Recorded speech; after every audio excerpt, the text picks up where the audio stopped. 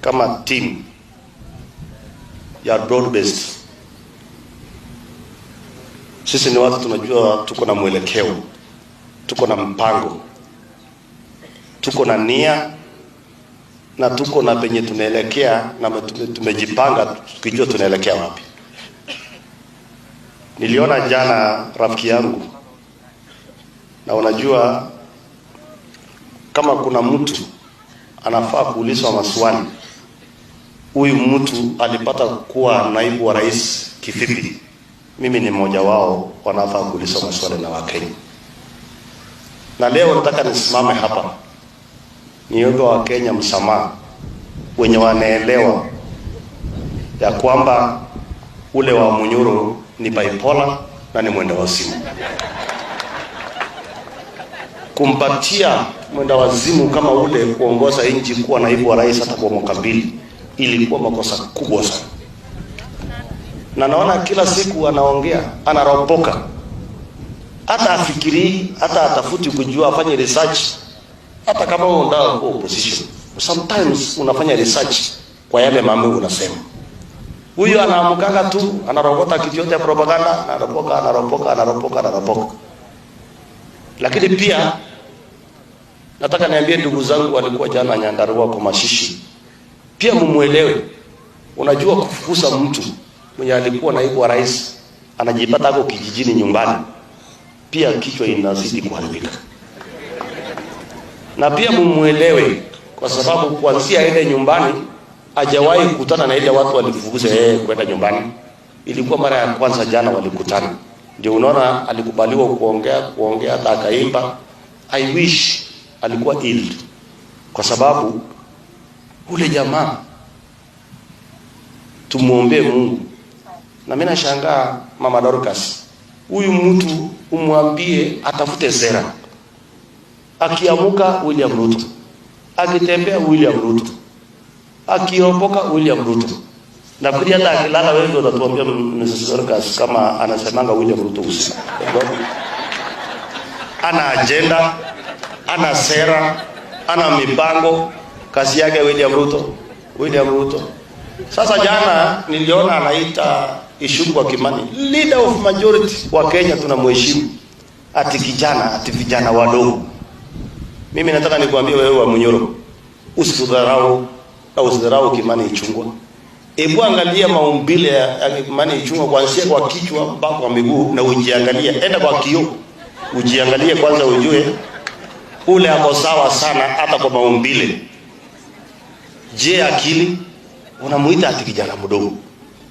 Sasa wewe ukiita Ichung'wah kijana mdogo ama uite Sudi kijana mdogo, tuko na watoto wakubwa huko university, wengine wamemaliza.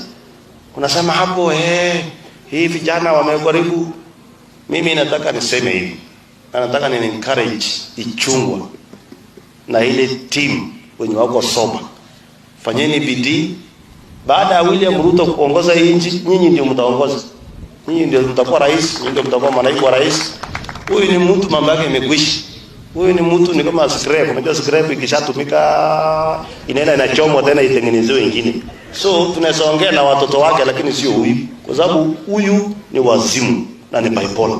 Na mimi nataka niwaambie wewe wa Munyoro, please tafuta sera, tafuta mipango, kuwa na maneno unayoambia Wakenya wanasikia. Wewe sema kila siku William Ruto, saa 7 William Ruto, saa 10 William Ruto, usiku William Ruto, jioni Kindiki, sijui Kindiki Soprano, sijui. Wachana na Soprano wetu. Huyo Soprano ni mtu mwaminifu sana. Ni mtu mwenye msimamo, ni mtu mwenye heshima. Kuanzia huyo Soprano akuwe naibu wa rais, hata ukiona William Ruto rais wa Kenya kupata nafasi ya kufanya kazi. Kwa sababu wewe wa Munyoro ni kama kuoa bibi na wrong number kwa nyumba. Kila siku ukitaka kufanya kitu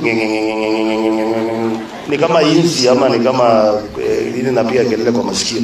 So tunataka tukwambie, please tafuta sera zako na kina Kalonzo na hiyo timu yako, mtengeneze sera. Wachana na hii team ya broad based. Nasikia jana unaingilia speaker, sijui alifanya nini. Sijui unaingilia nani, sijui alifanya nini. Na wacha nikuambia wewe wa Munyoro mapema, si unanijua. Hii kura tutakushinda na hiyo timu yako asubuhi saa 11 asubuhi mapema. Hiyo watu wote unaona hata wamekaa hapa. Hiyo kura hata isipojaa tutajaza. Na tutajaza kwa hii makura iko hii dunia. So don't waste your time. Kwani wewe unaona William Ruto ako na mimba? Kama Kibaki aliweza kuchaguliwa mara ya pili, Uhuru akachaguliwa mara ya pili, kwani wewe umeona huyu hapa aje? Wewe ni mtu kumbavu, tutakusafirisha mapema uende nyumbani na utatusahau na utasahau inji na utaongoza hata kettle dip.